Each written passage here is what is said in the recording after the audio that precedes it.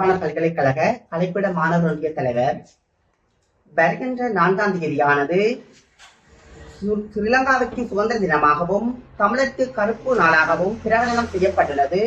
அந்த வகையில் இப்போராட்டமானது வடக்கு கிழக்கு தழுவிய ரீதியில் வடக்கில் கிளிநொச்சியை மையப்படுத்தியும் கிழக்கில் மட்டக்களப்பை மையப்படுத்தியும் பாரிய போராட்டம் ஒன்றினை முன்னெடுப்பதற்கு தீர்மானித்துள்ளோம். அந்த வகையில் இப்போராட்டமானது வலுவடைவதற்கு பல்வேறுபட்ட உரையாடல்களை மேற்கொண்டுள்ளோம். அந்த வகையில் கிளிநொச்சி, முல்லைத்தீவு, மன்னார், மட்டக்களப்பு, அம்பாறை ஆகிய மாவட்டங்களிலும் இன்று வவுனியாவிலும் கலந்துரையாடல்கள் மேற்கொள்ளப்பட்டுள்ளது. எனவே இப்போராட்டமானது திறம்பட செயற்படுவதற்கு அனைவரின் உதவியையும் அன்போடு வேண்டி நிற்கின்றோம். எனது பெயர் சுதாரா. நான் வவுனியா மாவட்ட கழிந்து காணாமலாக்கப்பட்ட உறவுகளின் சங்க தலைவியும் வடக்கு கிழக்கு கழிந்து காணாமலாக்கப்பட்ட உறவுகளின் சங்கத்தின் செயலாளராக உள்ளேன். இன்றைய தினம் இந்த ஊடக சந்திப்பை மேற்கொள்வதற்கான காரணம், எதிர்வருகின்ற 4ஆம் தேதி இலங்கை சுதந்திர தினமாக பிரகடனப்படுத்தப்பட்டிருக்கின்றது.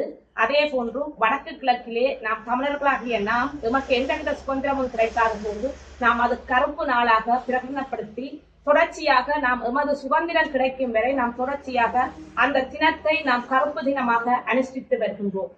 எனவே நாம் எமது உரிமைகள் மறுக்கப்பட்ட போது இலங்கையானது 1948ஆம் ஆண்டு சுதந்திரம் அடைந்த போது இந்த தமிழர்களுக்கு எந்தவித சுதந்திரமும் வழங்கப்படவில்லை, எந்தவித உரிமைகளும் வழங்கப்படாமல் மறுக்கப்பட்ட இந்த சிங்கள பேரினவாதம் தனக்கான சுதந்திர தினத்தை தொடர்ச்சியாக எந்த அரசாங்கம் வந்தாலும் அதனை மிகவும் பிரகடனப்படுத்தி மிகவும் உணர்வுபூர்வமாக அவர்களுக்கான சுதந்திரம் கிடைத்திருப்பதை இந்த சர்வதேசத்துக்கு எடுத்து கூறியிருக்கின்றார்.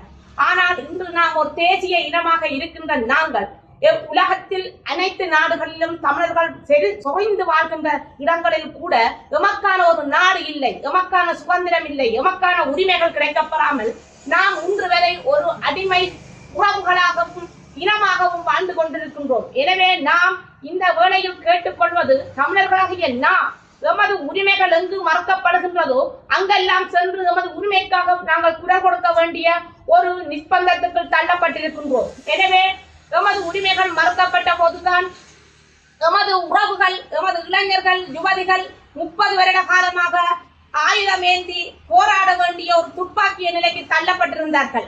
அப்போது அந்த யுத்தமும் காட்டிக் கொடுப்பு மூலம் மௌனிக்கப்பட்டது. அதன் பின்பு இன்று வரை எமது உரிமைகளுக்காக நாம் அகிம்சை வழியில் போராடி வருகின்றோம்.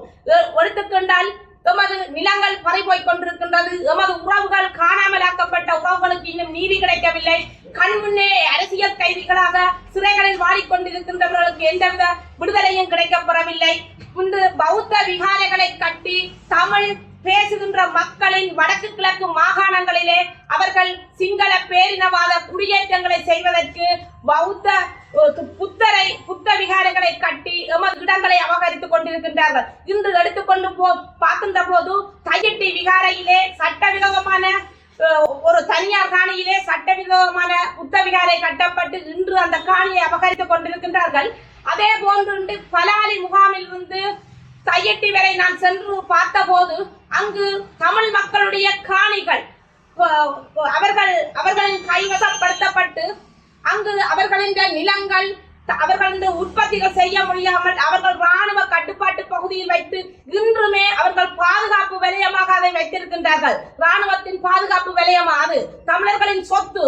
அந்த இடத்தை இன்று காலை 6 மணிக்கு அந்த வீதியை திறக்கப்பட்டால் பின்னேரம் 7 மணிக்கு பூட்டப்படுவார்கள். அதில் வாழ்கின்ற மக்கள் எந்தவித பாதுகாப்பும் இன்றி எந்த ஒரு வைத்தியசாலைக்கும் செல்ல முடியாத நிலையிலே அந்த தடுத்து வைக்கப்பட்ட கைதிகளாக இருக்கின்றார்கள். எனவே இப்படியான ஒரு நிலை இருக்கின்ற போது இந்த இலங்கையானது சுதந்திர தினத்தை பிரகடனப்படுத்தி செய்து கொண்டிருக்கின்றது. இன்று தமிழ் மக்கள் என்பது அனைத்து உரிமைகளும் மறுக்கப்பட்டிருக்கின்ற போது இந்த அரசு சொல்லிக் கொண்டிருக்கின்றது வடக்கு கிழக்கு தமிழர்கள் தனக்கு ஆதரவு அளித்திருக்கின்றார்கள் என்று. ஆனால் உண்மையிலேயே எமது தமிழ் தலைமைகள் ஒன்றை யோசிக்க வேண்டும். இன்று நாம் செய்கின்ற ஒவ்வொரு பிழையும் மாற்றத்தை ஏற்படுத்த வேண்டும் என்று சொல்லி மக்கள் அவர்களுக்கு வாக்களித்தது மர்ம வேடத்தை பூண்ட இன்றைக்கு அனுர அரசானது வடக்கு கிழக்கை பிரித்ததும் சுனாமி கட்டமைப்பை உடைத்ததும் எமக்கான தீர்வை பெறக்கூடாது என்றதும் இனப்படுகொலையை செய்வதற்கு காரணமாக இருந்தவரும் அவரே.